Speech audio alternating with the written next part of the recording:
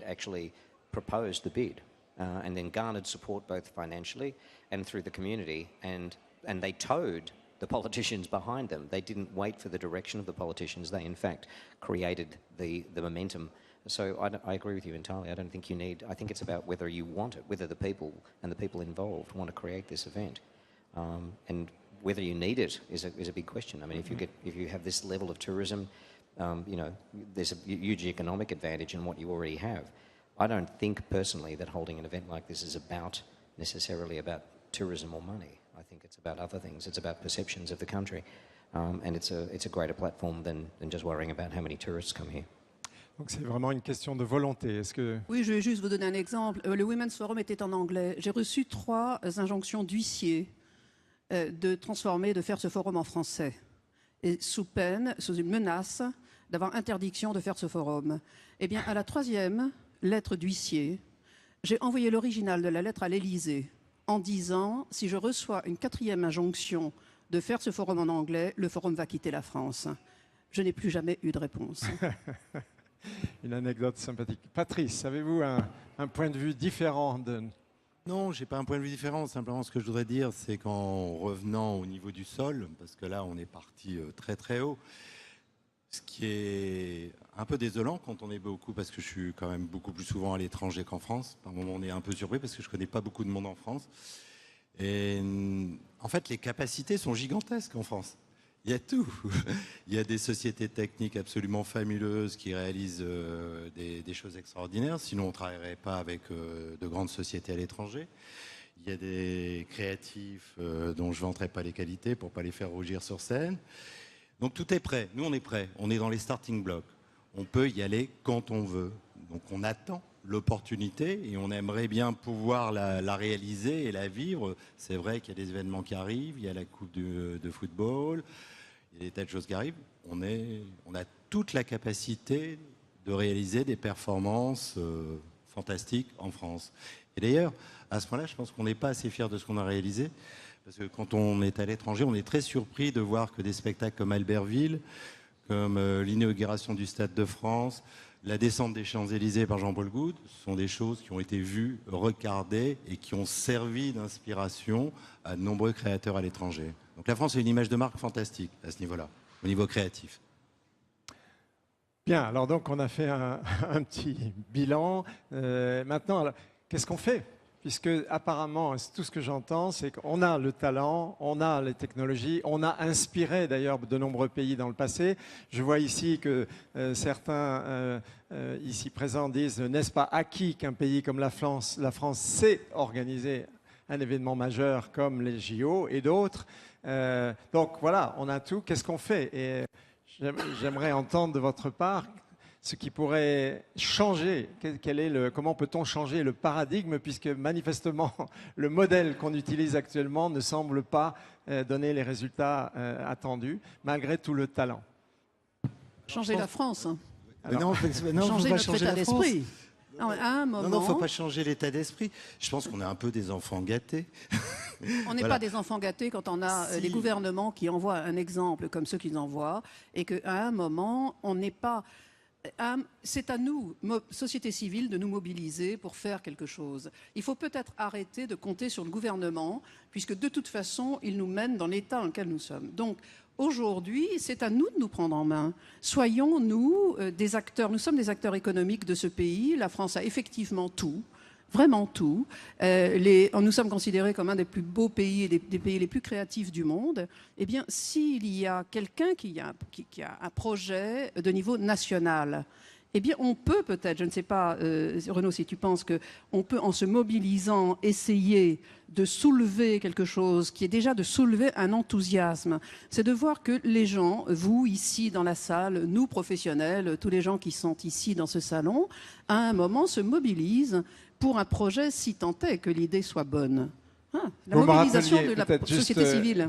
Une anecdote que me confiait Aude de Thuin hier, c'est comment vous avez démarré pour monter le Women's Forum. Quel était le déclencheur ? Ah oui, moi je suis bretonne et têtue. J'ai voulu aller à Davos, puisque je pensais que j'étais dans mon métier, j'étais plutôt considérée comme quelqu'un qui était en avance.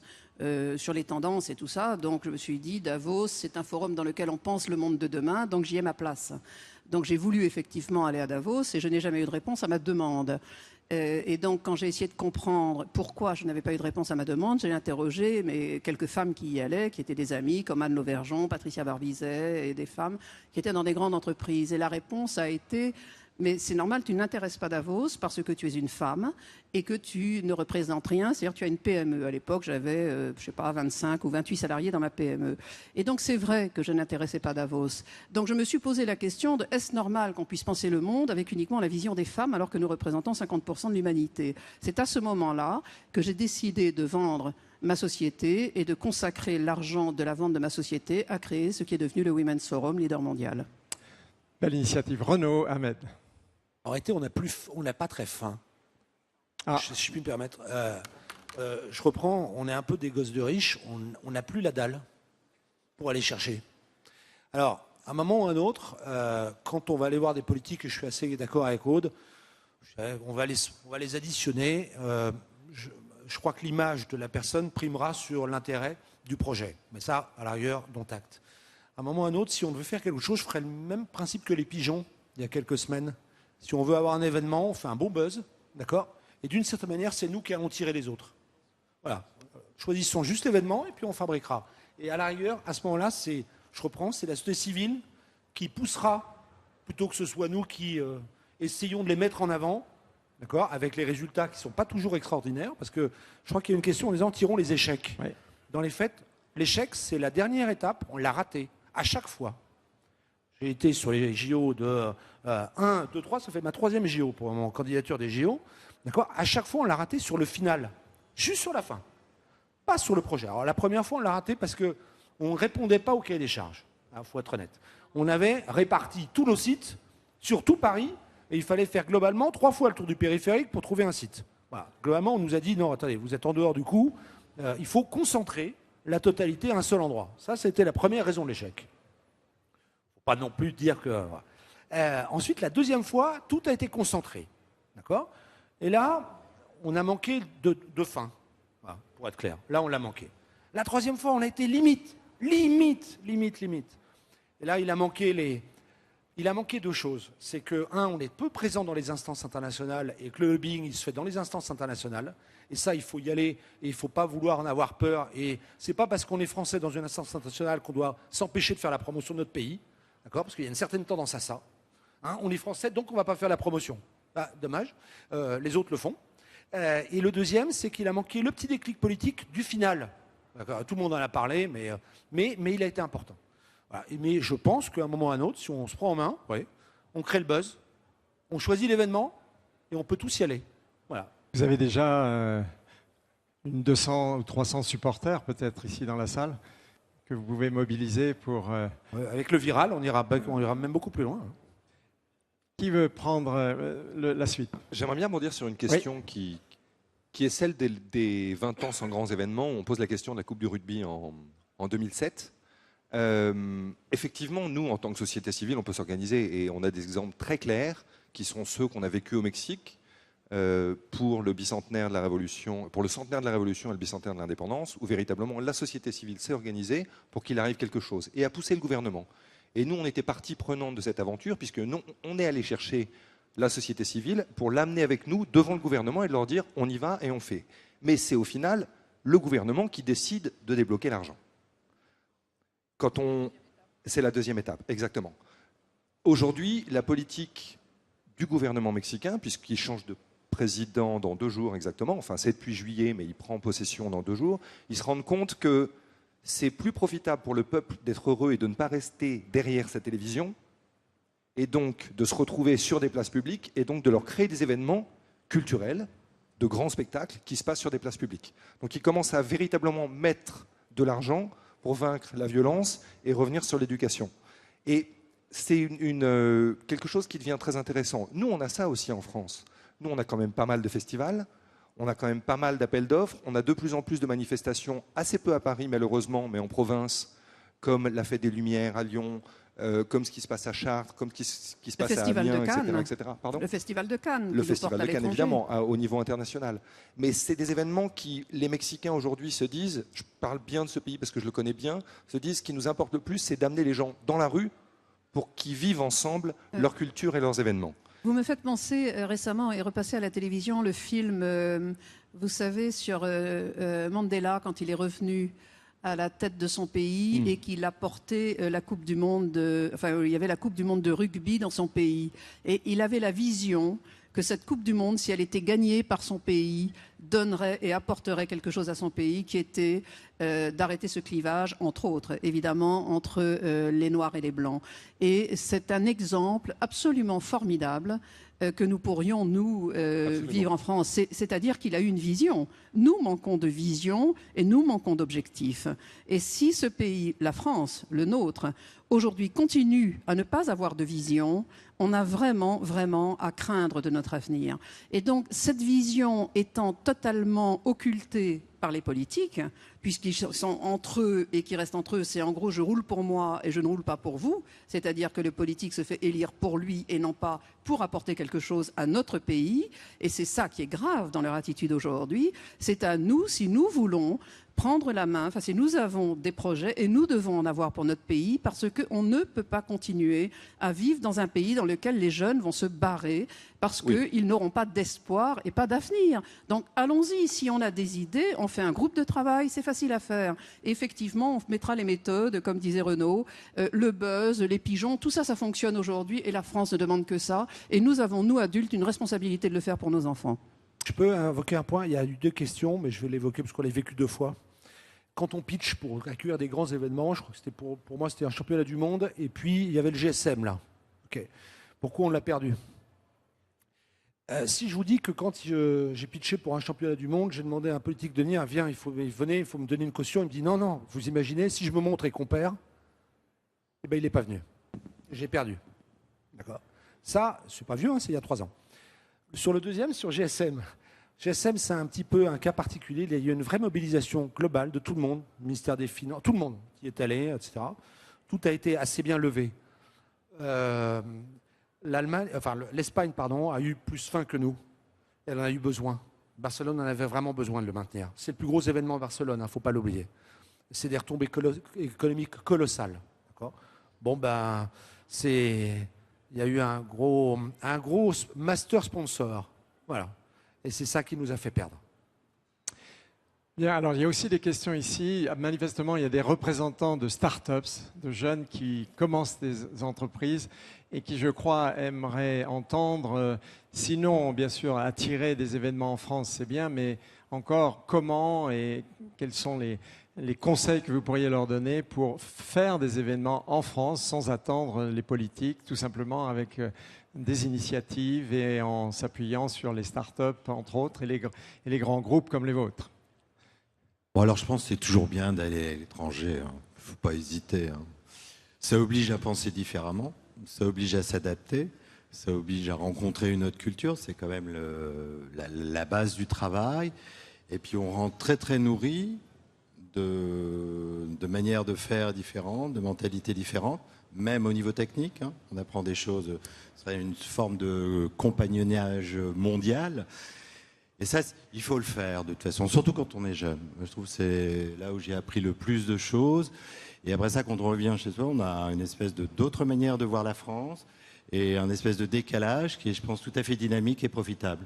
Non ? Concrètement, pour une start-up, quelle opportunité, comment peut-elle trouver un projet au Canada, en Afrique ou en Asie? Est-ce qu'il y a des opportunités qui vont se présenter? Il faut aller les chercher? Il faut aller chercher, très clairement. À la hache. Très clairement. Je parlais tout à l'heure des 50 ans d'indépendance du Congo et du Gabon. Je m'intéresse à l'histoire, et puis c'est une partie de notre histoire quand même. On a une histoire commune. J'y suis allé. Et ce sont des pays, parce que eux, ils ont envie, c'est ce que vous disiez tout à l'heure. Parce qu'un événement, par exemple sur une cérémonie des Jeux Olympiques, l'événement, c'est l'âme de la cérémonie, c'est l'âme de l'événement. C'est pas le fond. Le fond, c'est les athlètes, les artistes. Mais c'est le moment où un pays va pouvoir montrer la fierté qu'il a de soi, sa culture, son originalité. Et fonction de l'ambition de l'événement, on voit très bien derrière celui de la société. Et le problème en France, je voyais tout à l'heure une image, une question sur 2007. En 2007, il n'y avait pas de budget. Donc on accueille un des grands événements mondiaux, quand même la Coupe du Monde de rugby, le budget était rikiki. Et donc il y a des pays qui donnent, mais il faut y aller. Il faut y aller. Et ils savent écouter, ils ne sont pas dans nos problèmes, nous, de multiplicité d'événements, multiplicité de sociétés. Il faut y aller, il faut avoir le courage. Ça coûte un peu de sous, c'est vrai, mais c'est payant. Donc, venir proposer ces caractéristiques, comment dirais-je, sa technologie ou ses idées, sa créativité. Oui. What would you say to a young startup, to contribute to precisely to help France become again a big place for events? From France or from elsewhere? I mean, ultimately, my view is that whether it's a major international event or a startup company, it doesn't really matter. And you made the point early on about investing your own money to actually get something done. And ultimately, you have to have an advocate. Somebody has to take the plunge. Someone has to make the move.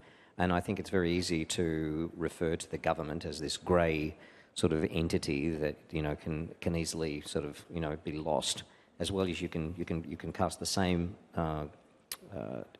focus to the general public. But really, ultimately, when you look back on all of the bids and especially on major international events, especially on Olympics, usually it's a single person who makes the decision and drives. And it's the same thing with a startup company. You take the risk, you spend the money, and sometimes on the first event you make absolutely nothing, and you become a company. And and it's the same thing. That's a small example. It's the same thing on the grand scale. Somebody has to get in the pool. Somebody has to spend the money and stand up and say, we're going to win something. The general public will never support a games, not as a mass, because it's going to cost them too much money. They will complain about it. The government won't do it either.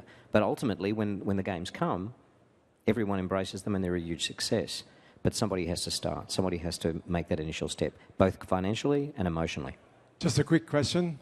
How did you start? Were you born as an event organizer, or when did you I'm really? a fourth-generation dancer. Fourth-generation dancer. So, but I mortgaged my house. That's how I started my company. And I think most startup people do the same thing. I mortgaged my house and I put on my first show, and it was just a theatre show, a dance show. And then I decided that as a performer, I wasn't going to do as well if someone else was controlling my work. I became a director. I realised as a director, unless I had the money, I wasn't going to be able to control my work, so I became a producer. It's the same process, and I went from producing small shows to bigger shows, and but you have to start somewhere. You have to take a risk, and that's what needs to happen here. If somebody wants to put the games on, someone's going to have to stand up and say, let's do it. Martin, avez-vous une suggestion à faire à nos amis qui veulent s'engager encore plus et aussi défendre les couleurs de la France dans l'organisation d'événements, puisqu'on ne peut pas attendre les événements de l'extérieur, ce n'est pas une bonne posture, organisons-les en France, et qu'est-ce que vous recommandez? Moi, bizarrement, nous on a une expérience qui fait qu'on a pour l'instant quasiment jamais travaillé en France, par fait de choses en fin de compte. Et plus on a envie de faire des choses en France, moins on y arrive. Et pourtant, vous appelez les petits Français, mais peut-être qu'on devrait changer de nom. Les petits Français à l'étranger, maintenant, ça va être... Voilà, c'est ça. Après, il y a un autre problème qui est un problème, et ça, je ne sais pas bien comment on pourrait arriver, c'est un point épineux dont personne ne parle, qui est le problème de savoir véritablement comment on se comporte entre nous. On le voit vraiment à l'étranger. C'est-à-dire que ça nous est arrivé il n'y a pas très longtemps, on s'est retrouvé 4 boîtes françaises intervenant la même année au Mexique sur 4 événements qui allaient avoir lieu dans 2 mois et à peu près au même endroit. Impossibilité totale de communication. Dire non, moi je défends mon bout de gras et l'autre se démerde. Et c'est presque systématiquement comme ça. Donc ça ne marche pas. Ça ne marche pas et c'est comme ça l'état d'esprit français, même pour les grands groupes, quand on voit EDF et GDF, qui se battent entre eux sur un pitch et ils finissent par le donner à des Italiens parce qu'au final, ils en ont ras-le-bol des Français qui se tapent sur la gueule. Enfin, c'est quand même... Et ça arrive véritablement. Nous, ça nous est arrivé plusieurs fois. Du coup, alors, on ne va pas prendre l'engagement tous ensemble de signer une charte de fair play et qu'on y aille ensemble et qu'on soit plus fort, comme la méthode anglo-saxonne, qui est de dire Alors, oui, parlez-nous de ça. Exactement. On est 4, on y va tous ensemble. Et pour être vulgaire, notre client, on le tient, on le colle au mur et on lui impose. On est incontournable parce qu'on est Exactement. ensemble. Et je pense qu'en France, on a cette possibilité, on aurait cette possibilité. Mais ça devrait commencer par, et on dit toujours, alors je ne sais plus quelle est l'expression exacte, je vais te dire une énorme connerie, mais il faut faire le ménage devant sa porte d'abord. Et ça, c'est vachement important. Aujourd'hui, et je pense que c'est pour ça que nous, on ne travaille pas en France, on ne répond plus aux appels d'offres français. Et on n'y répond plus parce qu'on dépense de l'argent pour rien. C'est-à-dire qu'on sait que 90% des appels d'offres français sont montés parce que quelqu'un a proposé un projet. Bon. Et on le sait, et c'est vrai, et personne ne peut nous le nier. Donc peut-être que déjà, si entre nous on se disait, et c'est peut-être totalement utopique, et peut-être que je rêve complètement et je continuerai du coup à travailler qu'à l'étranger, ça serait peut-être pas mal à un moment de se dire, bah, si on m'attribue un projet en direct, je le refuse. Et on le met en appel d'offres pour de vrai. Parce que c'est comme ça, c'est en commençant comme ça, par des petits projets, qu'on arrivera à faire des grandes choses, chez nous et ailleurs. D'accord. Bien, alors maintenant on va... Et un autre petit truc aussi tout bête, il n'y a aucun spectacle accessible en France pour des étrangers. À chaque fois qu'on a des amis qui viennent, rien n'est sous-titré en anglais, rien n'est en langue étrangère, on est franco-français, on reste franco-français, on est assis sur notre théâtre du XVIe siècle, et c'est véritablement dommage. Bien, alors maintenant on va remonter le moral des troupes. Pardon, hein, je suis désolé. Un autre conseil, mais bravo pour le scoop et en tout cas pour la franchise de vos propos. Et bien, il va falloir faire quelque chose. Est-ce que vous avez aussi un conseil à donner à nos amis qui veulent se lancer ou qui sont déjà dans l'événementiel et qui veulent contribuer à changer la tendance actuelle et vraiment faire la différence? Alors, Patrice, vous avez évoqué, vous avez dit aller à l'étranger. Vous avez dit il faut y aller, il faut s'investir, il faut prendre des risques. Il faut y aller, mais faut pas. C'est pas parce qu'on a une idée automatiquement que c'est la bonne non plus. Il faut quand même que cette idée soit en adéquation avec son époque, qu'elle soit en adéquation avec ce qui va se passer, avec les tendances. Et donc on a un peu souvent en France, on se dit j'ai une idée, c'est la bonne idée. Non, il faut, quand on lance quelque chose, tout ça nécessite beaucoup d'investissement. On ne lance rien comme ça. Donc, on n'est pas obligé de faire systématiquement une étude de marché, mais il faut quand même faire valider son idée, qui ne doit pas, voilà, c'est pas juste, j'ai l'intuition que ce que je vais faire va être bon. Et donc, ça, c'est le côté, mais c'est tout ce qu'on dit là. D'ailleurs, c'est très intéressant, tout ce qui se dit revient sur les défauts de fond des Français. C'est le fond du problème. C'est nous, les Français. C'est-à-dire, bon, nos gouvernements, on le sait, on ne va pas y revenir, mais c'est nous, ce sont nos propres comportements qui sont effectivement, on est très égotique, on est très self-oriented en permanence. Et donc, on ne se rend pas compte de la nécessité qu'il y a, ce que vous disiez, moi j'entends des histoires, moi je ne fais rien pour le compte des autres, puisque je ne crée que mes propres entreprises lorsque je pense que c'est une bonne idée. Mais j'investis beaucoup. Quand j'ai lancé le Women's Forum, j'ai mis 2 ans à faire l'étude de faisabilité de ce forum. Et j'ai pris, pour m'aider à le faire, quand j'ai compris que j'allais changer de métier. Ça, c'est un exemple. Il y a beaucoup de gens qui veulent faire de l'événementiel parce qu'ils pensent que... Moi, j'ai compris que j'allais changer de métier et que je n'allais plus vendre de mètres carrés. C'était plus faire des salons, même si mes salons avaient une plus-value quelque part, quelque chose de différent. J'allais changer de métier et faire un forum, c'était rentrer dans une sphère intellectuelle. Construire des programmes, c'est avoir une ligne éditoriale et c'est comme faire un magazine. Donc, c'était véritablement un autre métier. Eh bien, qu'est-ce que j'ai fait quand j'ai compris d'abord, j'ai compris, non, je m'étais fixé comme objectif de faire un forum mondial. Eh bien, j'ai recruté comme consultant l'ancien CEO de Davos. Et j'ai signé avec lui un contrat de 3 ans et ses honoraires me coûtaient plus cher que la location du CID de Deauville et des 500 chambres que j'avais réservées la première année. C'était la part de risque que, entrepreneur privé, je prenais pour atteindre des objectifs que je me fixais, qui étaient d'un très haut niveau. Donc, eh bien, j'ai atteint, et il se trouve que j'ai choisi donc, Claude Smadjas, l'ancien CEO de Davos, qui déteste la France, les femmes et, en gros, les Français. Donc, il avait tout contre, sauf qu'avec lui, j'ai réussi. Pourquoi? Parce que c'était son métier. Parce que je me suis appuyée sur le meilleur professionnel au monde.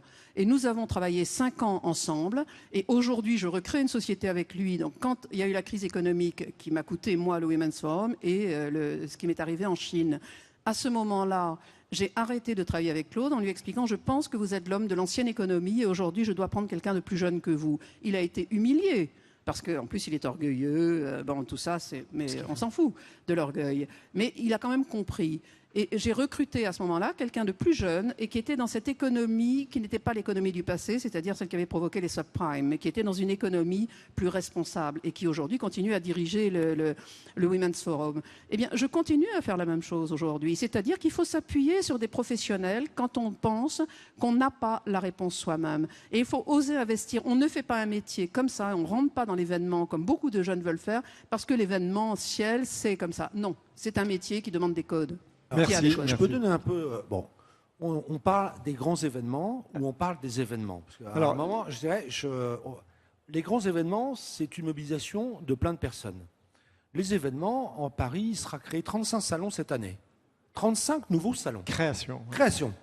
De gens qui ne connaissaient rien au salon, rien. Qui sortaient d'un secteur, d'une idée, et qui dit je vais y aller. Alors c'est vrai, le matin ils font du commercial, à midi du marketing, l'après-midi de la compta, le soir de la logistique, d'accord, et ça recommence le lendemain, 7 jours sur 7. D'accord. Sur les 35 qui se sont créés, je ne sais pas combien il va en rester, mais globalement, si vous prenez une séquence de 10 ans, d'accord, il en reste à peu de choses près, 5 de chaque année engendrent 5 nouveaux produits qui vivront 5 ans. Au bout de 5 ans, qui existent encore. Ça marche. Là, je faisais une conf de presse avec des créateurs il y a ce matin, d'accord. C'est un type qui sort d'une banque d'affaires, d'accord, qui était dans la City, dans une grande banque d'affaires. Il adore un produit, il s'est lancé dans un salon d'art. Il y en a plein de salons d'art. Ok, il est heureux.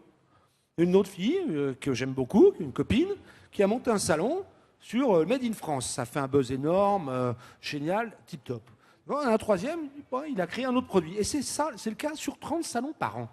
Donc, je lis, ouais, c'est triste, c'est triste. Ouais. Si on parle des grands événements, c'est une chose. Si on parle de l'événementiel et de monter des événements, vous pouvez tous le faire. Tous. Ici, vous avez une idée, une passion, allez-y. Ça se monte très facilement. D'ailleurs, c'est un des commentaires ici. Doom and gloom, comme disent les Anglais, c'est pas très gai, mais que proposez-vous concrètement? On a déjà eu une ou deux recommandations, encore des choses plus factuelles que nos amis voudraient entendre de vous pour passer, pour changer la tendance actuelle. Quelque chose de plus concret encore. Est-ce que vous avez des choses à leur proposer pour les emmener avec vous dans la conquête de l'événement en France, en dehors des événements dont vous venez parler, qui sont créés de toutes pièces? Est-ce que vous avez encore des suggestions à leur faire, concrètes? Venez nous voir. Venez nous voir. Ensuite, il y a des basiques qui s'oublient. Il y a des basiques, on aide sur les basiques. Ensuite, derrière, il faut une bonne idée et l'idée, elle sortira. Si l'idée est bonne, elle sort. Hein. Je dirais pas, heureusement, comme dans toute boîte, hein, vous avez une bonne idée sur Internet, d'accord, le truc peut marcher. Bon, ben, ok, ça, il va falloir se jeter à l'eau, hein, mais ça peut marcher. Oui, mais venez. Oui. Il y aura toujours quelqu'un sur une bonne idée. Hein. Allez voir des professionnels, parce qu'à un moment, les professionnels peuvent mettre en garde en disant votre idée, c'est juste une fausse bonne idée. Mais voilà, c'est être capable d'entendre dire que ça peut être une fausse bonne idée.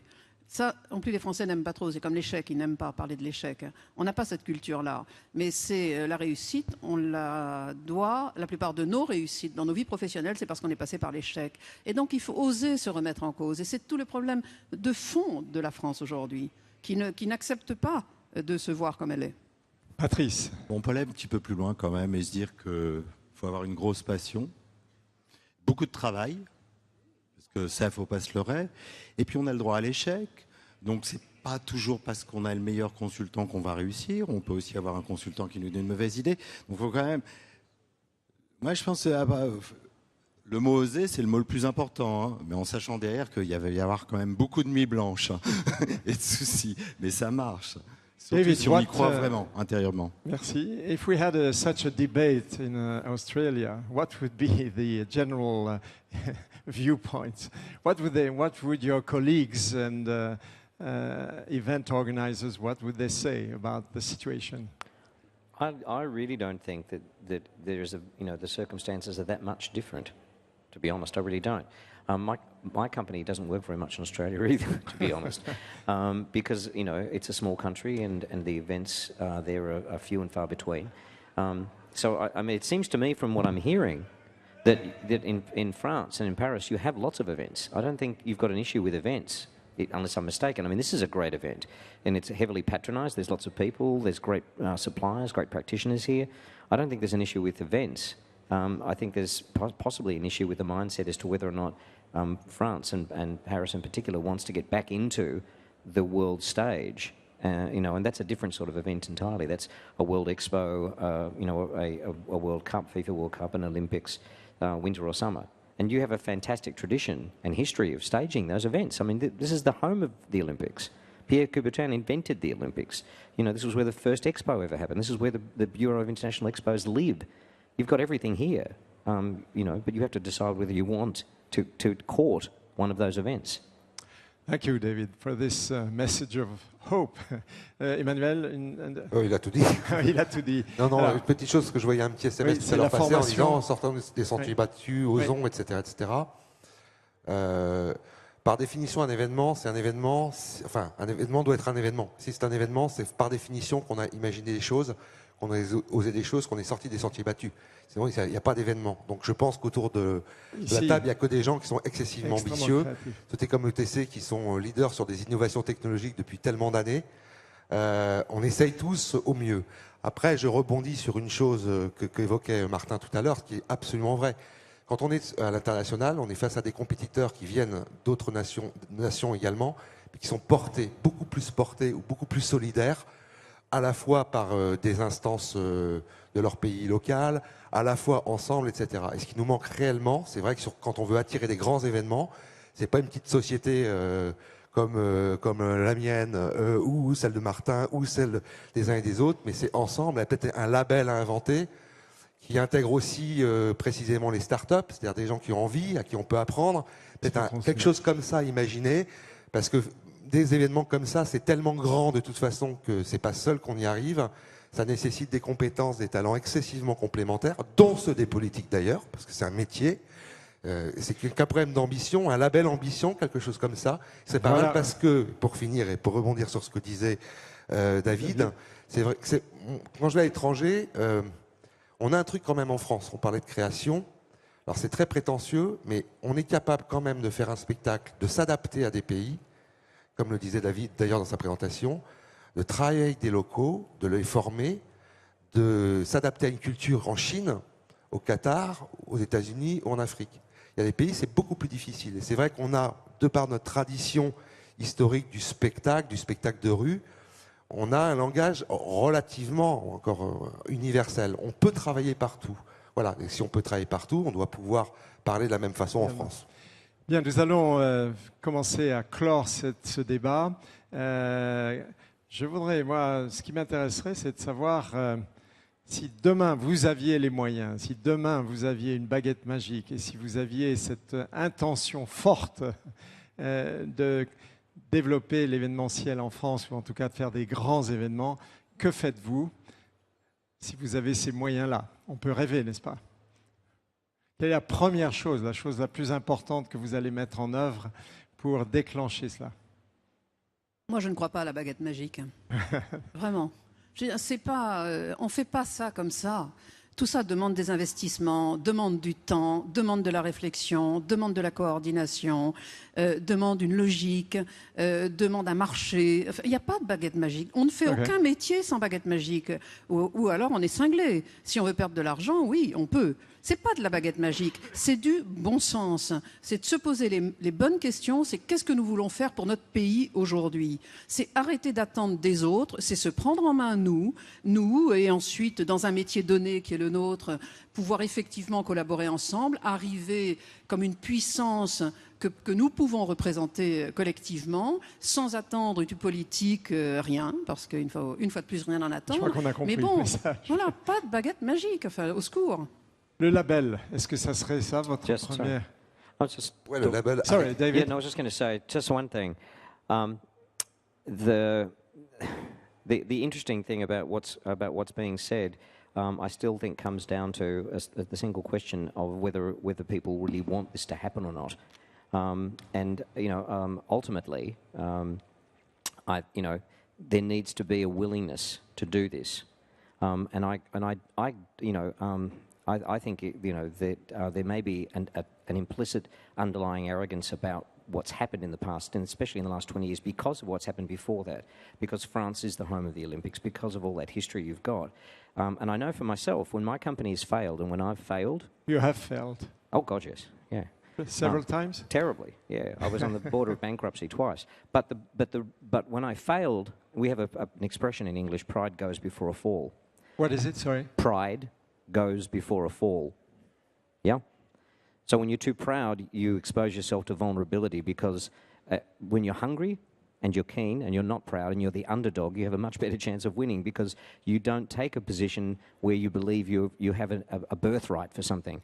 You really have to fight for it. And when I've failed, it's because I've assumed I was going to win. If I thought I had no chance of winning, it's when I won. A perfect example is here in Doha when we bid. When we finally won the contract to do the Doha Asian Games, it was a French company we beat, right? And the reason we bet that French company is because they had political associations in Qatar. They were a big multinational company, and I think they felt that they would just walk in and they would do it. My little company was the underdog, the least likely to win. And so we looked at every single reason why we would lose. And then we went about making sure we overcame every single one of those impediments. And that's how we won. And it was most unexpected. Thank you, David. The level of necessity is the best motivation. Patrice, une baguette magique, vous n'y croyez? Vous avez un plan, un projet? Nothing to say more than David. Alors en français maintenant. Il n'y a rien à ajouter à ce que vient de dire David. C'est vraiment... oui, il faut avoir faim. Je crois que vous l'avez exprimé. Et on peut aller à l'étranger. Et là, on aura besoin de se dépasser. Oui, tout à fait. Oui, allez-y. Peut-être Renaud. Oui, mais il y a beaucoup de sociétés françaises qui ont des succès formidables à l'étranger. Parce que là aussi, ils se sont posés les bonnes questions, ils se sont posés les... Pardon ? C'est ce que... Donc voilà, tout est possible. À un moment, je vois une question qui me concerne. Si les politiques roulent pour vous, pour qui roulez-vous, madame? Eh bien, je roule pour mon entreprise. Je roule pour mes salariés et j'espère à un moment contribuer un tout petit peu à ma façon à l'économie en France. Donc oui, je roule pour moi, c'est-à-dire que je roule pour mon entreprise. Et j'ai intérêt à rouler pour mon entreprise parce que personne ne le fera sinon pour mon entreprise et je ne créerai pas d'emploi. Donc je ne sais pas qui a écrit ça, mais voilà ma réponse. Vous avez des... Renaud, Je réponds aux deux questions. GSM, en réalité, ça n'existe même pas parce que dans les faits, le nouveau nom, c'est World Mobile Congress. La question était qu'est-ce que c'est GSM? le plus gros salon événement congrès sur le mobile qui existe. Et pour être clair, si on l'a perdu, c'est qu'on a refusé d'enchérir. Parce que je considère, pour ma part, qu'une destination ne se brade pas. D'accord ? Donc au bout d'un moment, il ne faut pas monter au cocotier. Tant pis, on l'a perdu et on continuera. Voilà. Alors ça, c'est le 1. Le 2, on gagne tout de même des parts de marché. Enfin, juste à un moment ou à un autre, je vais montrer un peu de sourire à cette fin, parce que j'ai l'impression, honnêtement, je vais partir sans la banane. J'avais la banane en arrivant, puis là, je suis triste. Donc, je vais juste dire, on a gagné des parts de marché en France. Ça, c'est le 1. On est en croissance à 2 chiffres sur l'accueil de grands événements en France. 2. Donc, pas mal. D'accord ? Ensuite, il ne faut pas demander à certains de faire ce qu'ils ne savent pas faire. Ne demandez pas à un politique de faire votre business, comme je ne vais pas demander à mes équipes de faire de la politique. Enfin, en l'occurrence, pas dans le boulot. D'accord ? Chacun son job. Quand on a besoin d'eux, on leur demande, ils font pas. Point. C'est tout, on le sait. Ça s'arrête là. Ensuite, ils ne font pas souvent, d'accord, mais ça, c'est un autre sujet. D'accord ? Mais sur le fond, on peut réussir. Et moi, le coup de baguette magique, c'est la limitation des strates. Il y en a, mais une pléthore, avec une dispersion d'énergie et de pognon, parce que tout ça c'est beaucoup de pognon, où chacun se fait de la surenchère entre lui-même. Donc il y a une strate pour le premier, une strate pour le deuxième, une strate pour le troisième. Concentrons un peu, d'accord ? Mettons tout dans le même truc, d'accord ? Bon, il y aura, ça va diminuer d'autres choses, dont acte, d'accord ? Mais on met tout le pognon au même endroit et on se dit très bien, on utilise le pognon à un seul usage, plutôt que de le disperser en disant qu'on va saupoudrer. Parce qu'on fait beaucoup de saupoudrage dans les fêtes, d'accord ? Et ça, pour moi, ça m'aidera. que je pouvais Merci souhaiter. pour ce témoignage et à vous de terminer, Martin, Merci et de nous laisser sur une note la plus positive possible, Oui, et je en vais tout cas essayer. pour notre public qui a l'espoir qu'il y Je a vais devant. essayer. Non, il est clair que si on fait un espèce de résumé de ce qu'on vient de se dire tous ensemble, il n'y a aucun espoir, quoi. On est tous foutus et c'est hyper noir et c'est hyper Donc gris, ça va etc., pas. etc. C'est pas le cas. C'est pas du tout le cas. C'est pas la du tout. vérité. Je pense que si on en débat de manière aussi véhémente, c'est parce que avant tout, on aime profondément notre métier, on croit profondément dans ce qu'on fait, chacun dans nos domaines respectifs, différents et complémentaires, et que c'est comme ça justement qu'on peut avancer. Et que c'est en étant convaincu, et peut-être qu'en allant se vendre à l'étranger, parce qu'on a, entre guillemets, pour ma part en tout cas, pas beaucoup de boulot en France, mais pour monsieur, beaucoup de boulot en France, etc., etc. C'est peut-être qu'en tissant cette espèce de toile autour de Français qui ne sont pas forcément arrogants, qui ont envie d'aller de l'avant et qui ont envie de faire des gros groupes de travail qui avancent véritablement, on fera bouger les choses. Je rebondis sur ce que disait Emmanuel tout à l'heure par rapport aux politiques et ce que vous disiez aussi. La seule fois où on a perdu un gros projet à Mexico, c'est parce qu'on a demandé un coup de main à l'ambassade. C'est la seule. C'est horrible de dire ça. Et c'est horrible de rentrer chez soi. Et non, mais c'est... Enfin, voilà, c'est une réalité. C'est pas grave. On fait avec, il faut avancer. Il faut pas qu'on s'assoie sur... C'est vrai que quand on arrive à l'étranger et qu'on est français, c'est « Ouah, t'es français, t'amènes la culture avec toi ». Sincèrement, notre culture, elle est un peu vieille. Il faudrait peut-être qu'on la remette en marche, etc. Il y a beaucoup de choses qui se font. Il y a beaucoup d'initiatives personnelles. Et je crois que c'est à nous tous, peut-être, de se battre un peu dans notre coin. Et puis peut-être d'essayer, et je sais que c'est totalement utopique, et je sais que... Bref, mais essayons peut-être d'avancer sur une histoire de charte, de dire un appel d'offres qui est pipé, on n'y répond pas et on leur dit « No way ». Et peut-être que petit à petit, comme ça, on arrivera à faire les choses. Il ne faut surtout pas perdre espoir. Il n'y a aucune raison de perdre espoir. Et vous pouvez en parler parce que vous avez derrière vous des réalisations, des grandes choses que vous avez faites. Et puis plein d'autres à venir, j'espère. Merci en tout cas. Merci David, coming from all the way from Australia to meet us here. Merci beaucoup. Et à l'année prochaine pour le prochain débat.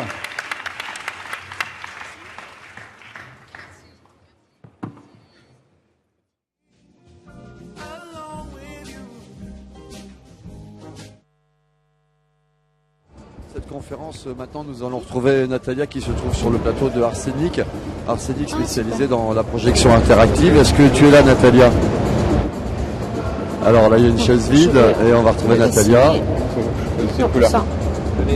Ouais, d'accord, tout à l'heure. Dans 5 minutes. Restez à côté de moi parce qu'on va... Alors Natalia apparemment n'est pas prête ou Arsenic n'est pas prêt. Est-ce qu'on a au moins peut-être une image, même si on n'a pas l'interview? On va peut-être pouvoir voir le stand un petit peu d'Arsenic se préparer. Alors, ok, donc on va envoyer le stand, effectivement, je vais pouvoir éventuellement commenter. Donc là nous voyons Natalia sur le stand d'Arsenic et donc Natalia, dès que tu es prête, Natalia, est-ce que tu m'entends? Dès que tu es prête, tu peux commencer.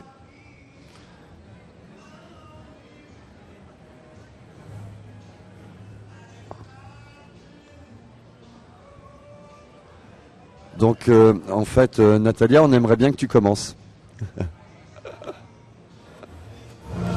Donc je voudrais dessiner juste quelque chose. Non, je voudrais dessiner un renard.